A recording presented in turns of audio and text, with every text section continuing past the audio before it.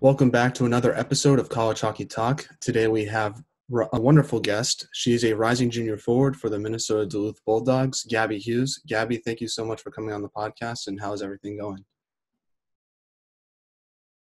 No problem, man. My first question to you is, what are you doing to prepare for this upcoming season amid so much uncertainty? Right now, just training as much as we can and trying to stay in touch with the team. A lot of Zoom meetings as a team, trying to keep in contact because obviously we can't really be in close contact with everyone. And it's usually we'd be getting back into the rink together as a group, and not having that right now is a little bit different, but just trying to keep working out and having our trainers send us the workouts to keep gaining some muscle and keep looking forward to the future. And coaches are talking with us a lot about future games and different plans. We'll get a couple emails about different forechecks we'll want to try and stuff like that. So we'll still watch some film, but so many uncertainties that we're just still kind of taking it easy at the same time. Has it been hard to find ice time where you're from?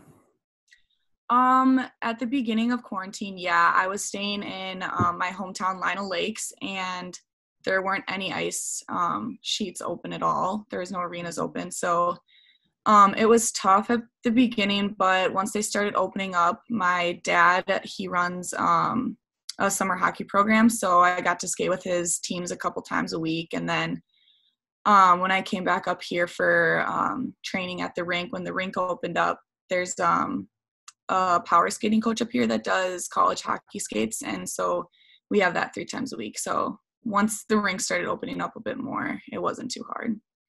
Now, going into the season, you're obviously going to be an upperclassman. What type of leadership do you hope to bring to this year's Bulldogs team? Being an upperclassman, that's weird to hear. Yeah, I don't know. I'm just going to keep trying to do my thing, lead on the ice and off the ice. But I think being upperclassman is going to be not as different as some people think. You just got to keep playing your game and keep doing the same things you've been doing because it's been working, and it's been working for our team. So just kind of stick to who I am, and hopefully people appreciate that and like it. Now, I want to talk about before you went to Duluth. Growing up, how did you start playing hockey? I have 2 older brothers, and my dad played college hockey at Mankato State. So when I was 2 years old, we had a little pond at the end of our cul-de-sac. So I kind of got just thrown on some skates and tossed into the hockey rinks as soon as I could get on the ice. And I wasn't very good my first year, but then after that, I fell in love with the sport, and I guess the rest is history. Now, growing up, did you have a hockey idol at all? Any players that you looked up to? Yeah, when I was younger, I really looked up to Natalie Darwitz. I always watched her as a hockey player. And then obviously anyone in the NHL I always kept up. I was a big fan of Marian Gaborik. And then as I got a little bit older, just anyone in the women's hockey that has kind of built up the women's hockey program to be where we can have a professional league, and the women's national team is at this position they're at. So I think that's really cool. Now, also before Minnesota Duluth, you played for Centennial High, where you put up incredible numbers. What was it like to play there, and how did it help your development in college hockey or as a hockey player in general? Yeah, I loved Centennial. I had my teammate Ani. Throughout there, we had the same group of girls. We played together all throughout youth hockey, and I played a little bit of boys hockey. And I think just the community is kind of what built me as the player I am and the person I am.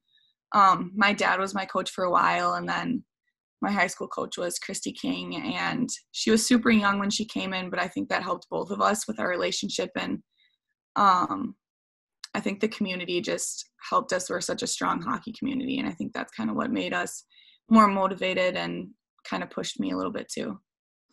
And you also got to play for the under-18 national team for the U.S., where you won 2 gold medals. What was it like what were those 2 experiences like for you? They were absolutely unbelievable. Being able to go over to the Czech Republic, and I was lucky enough that my family got to come over and watch me, and they got to see a little scenic stuff as well. But just the experience and being able to put on that jersey is something that I will never take for granted, and something I will never forget. it's always an honor whenever I'm able to do that. And was there anything cool you got to do in the Czech Republic? We didn't do much traveling. We kind of we were in Zlin, Czech Republic, so we kind of stayed there for a while, and then we had one off day, and me and my family took the opportunity to go see Auschwitz, the concentration camp. So that was a unbelievable experience as well, and I'm really lucky to say that I got to experience that. And how did those two experiences help you develop, and understand the college hockey game better? Definitely pushed me to a faster pace of hockey, and just like speed wise and thinking, playing at like such a high level in that aspect of it, and then transferring that to college hockey. I think I was lucky enough to have that experience instead of going straight from high school to college hockey. I think it just really helped with like the mental aspect of it and the fast pace of the game. Now, playing for the U.S. national team, was there any player you played with or even against that you particularly noticed that you thought was going to be a really good college hockey player, and they turned out to be one? I would have to say all of them, but a few that I played with in under 18s, and then last year when I made the U22s, just Sid Brott really stood out to me. Taylor Heisey and Grace Sumwinkle, when we were on the U18 team, I knew that they were going to excel, and they really are. So with Sid Brott, I was lucky enough to play with her at Duluth too. So she obviously is an outstanding player, and she is continuing to grow her game as well. Now, I want to ask you about your recruiting process. What made you want to go to Minnesota Duluth versus other Minnesota schools potentially? Yeah, I originally was committed to North Dakota, and they folded their women's hockey program. So I had a little bit of a rush, because when I was in high school, the recruiting age, there was like not really a limit. You could commit at any time. So being a late junior at the time that they canceled their program, I was kind of like, what am I going to do? But I emailed like the schools in the WCHA, just letting them know what happened and what their thoughts were, if they had any room for me or anything like that. And Duluth was the only school that was like, we're here for you. We'll be here for you. Like, if you need help with the process, we'll like be there for you as well. But we'd love to take you on as our another recruitment. But if you don't choose us, let us know if you need help with the process. And I think just having them be such kind-hearted people is what made me decide, like, this is a school that I think I would fit in best. And I truly believe that this is kind of what was meant to be, because I love it here, and I never really leave Duluth anymore. And what's it like to play for such a big hockey school in Minnesota? Obviously, the men's team is very successful, but the women's team is successful as well. Just talk about playing in that hockey environment. It's unbelievable. Our community up here for Bulldog hockey is unreal. We have season ticket holders, and they love coming to our games. We see them. It's kind of a small town with like the hockey world. You see them at the grocery store, and they stop and say hi. And I don't know, there's so much support all over the place in Duluth for both the women's and the men's hockey team. So I think that that's a very special thing to have. Now, you had an incredible freshman season. What, in your opinion, what was the biggest adjustment you had to make to playing Division I college hockey?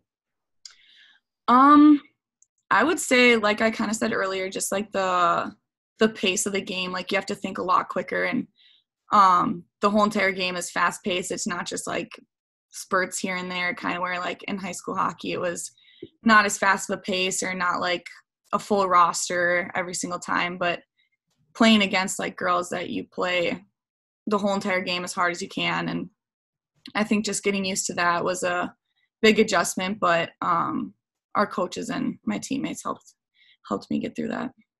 And you also won your first WCHA playoff series against Bemidji State that same year. What was that series like, and how cool was it to get your first playoff series win? It was cool. Bemidji and Duluth kind of have this little rivalry. We always end up playing each other. I don't know why, but like 10 times in a season. It happened this year as well.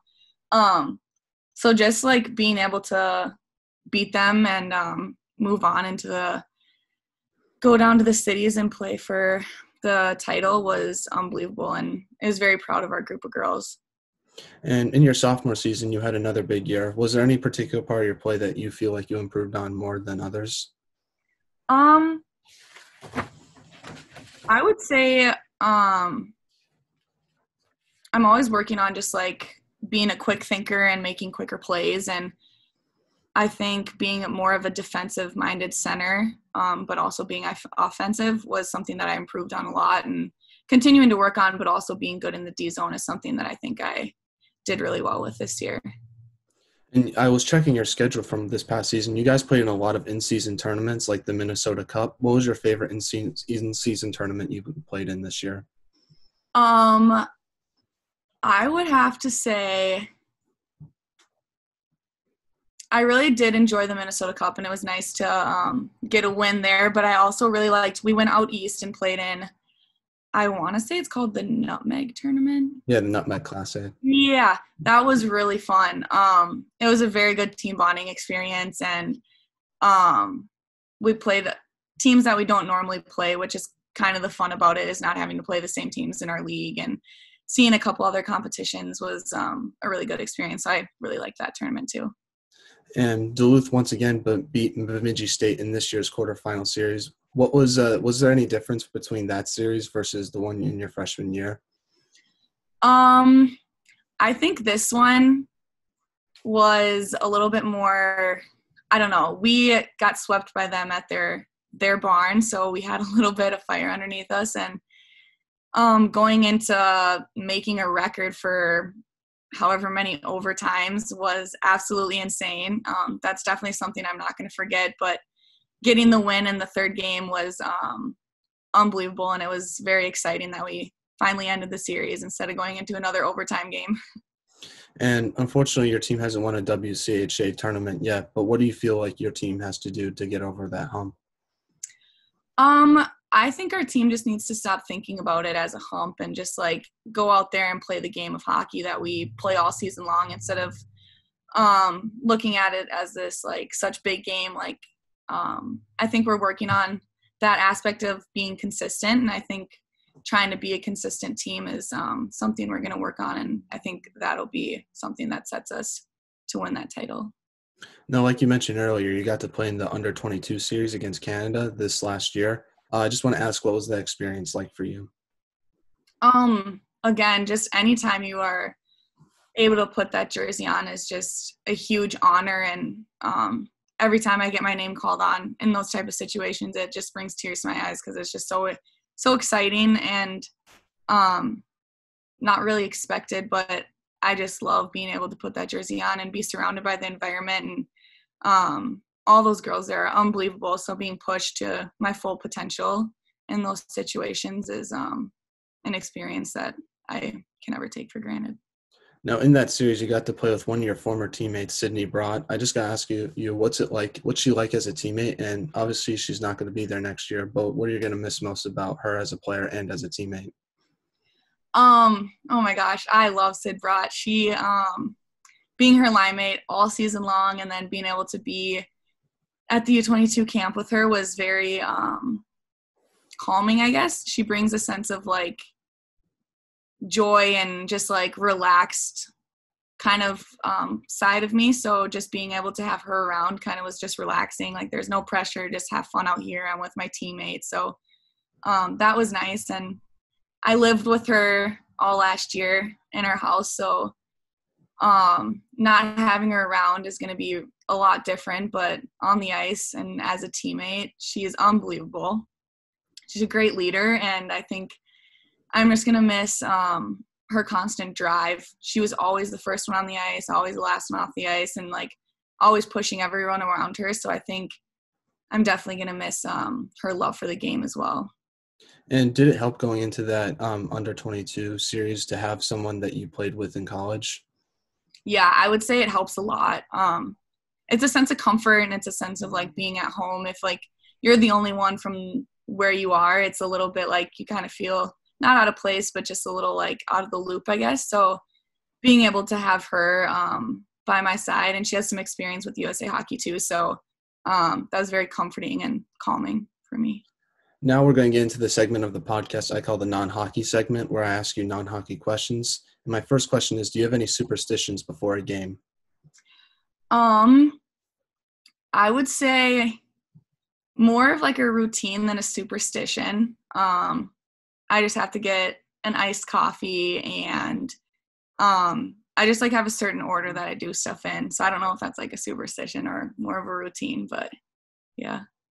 And who is the funniest on the UMBD women's hockey team?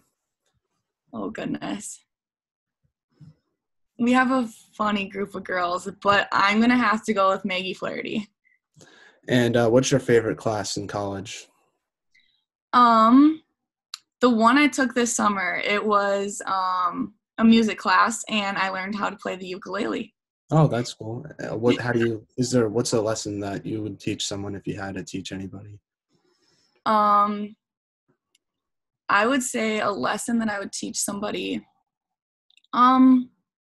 Whenever you think that you're working hard enough or whenever you think like you're starting to get satisfied is when you need to start working a little bit harder and doing a little bit extra. So never be comfortable with where you're at, I guess. Now, speaking of music, what music do you listen to before a game? I don't even know how you would explain it. Not like EDM, but kind of like Remixes? yeah, stuff like Yeah. the big booty remixes, like that Yeah. kind of stuff. I love that stuff. And who is the quietest on the women's hockey team in Duluth? We have a couple quiet girls, but they've started to come out of their shell. I'd have to say the quietest one is probably Mo Annenson, number 8. We call her Mo Money. And my last question for you is, what is your favorite TV show? Oh, that's a tough one too. I have 3 that I always am watching, like, and now at the point where I just watch them in like the background, and I'd have to say The Office, New Girl, and How I Met Your Mother. I love New Girl, so I know, it's so good. Schmidt, he's just hilarious. I can't say it. I know. Now back to some hockey questions. My first one is, what's your favorite road arena to play in the WCHA? That's a tough pick between Wisconsin's arena, LeBon, and Ritter. I would just have to say Ritter because a lot of the girls from Duluth are from the cities in Minnesota, so all of our family, like an extended family, are able to come.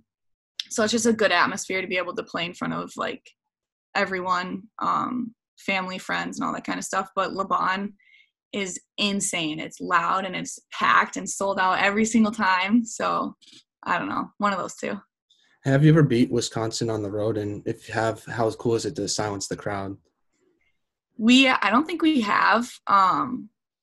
We came really close, and when we were winning, the whole building was just quiet. And I think like, I don't know, maybe that like scared us a little bit because we were like, what's going on? But yeah, that arena is insane to play in. And what do you think has to be done to grow women's hockey? I just think awareness of the sport. We always have the women's national team advocating for everyone and constantly drawing people to the sport and growing the game for younger girls. I think that's a big part of it. And my last question for you before we let you go is, what is your favorite hockey memory you have? Favorite hockey memory.